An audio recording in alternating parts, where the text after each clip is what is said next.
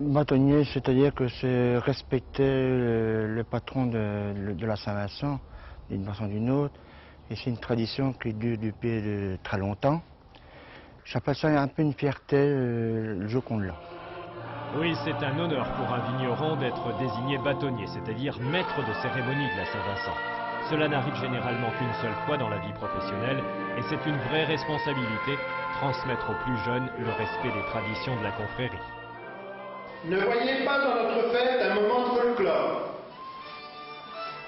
La Saint-Vincent est effectivement beaucoup plus que du folklore.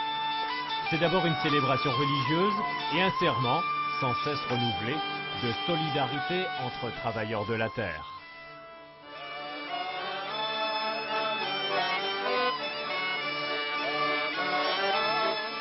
Pas plus tard que l'hiver dernier, l'un de nos collègues vignerons du village avait eu un accident de travail. Un samedi, tous les vignerons de la commune sont allés lui tailler ses vignes. Ça, c'est l'objet de la confrérie de Saint-Vincent. À la Saint-Vincent, il est aussi de coutume de faire un vœu pour l'année nouvelle. Chez les vignerons, on a tous à peu près le même souhait. Il faut souhaiter bien vendre le 96 et avoir un 97 qui se présentera bien pour assurer une continuité dans les ventes également. Qu'on fasse une bonne vendange et puis que nos patrons nous considèrent le mieux possible. Ce qu'on souhaiterait, c'est avoir une aussi belle récolte que 96 qui pour nous est très belle. Donc on verra bien, dans un an, vous reviendrez nous poser la même question.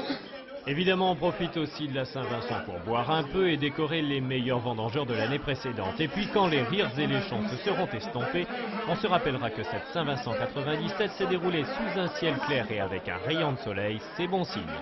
Saint-Vincent clair et beau, mais beaucoup de vin dans le tonneau. Voilà.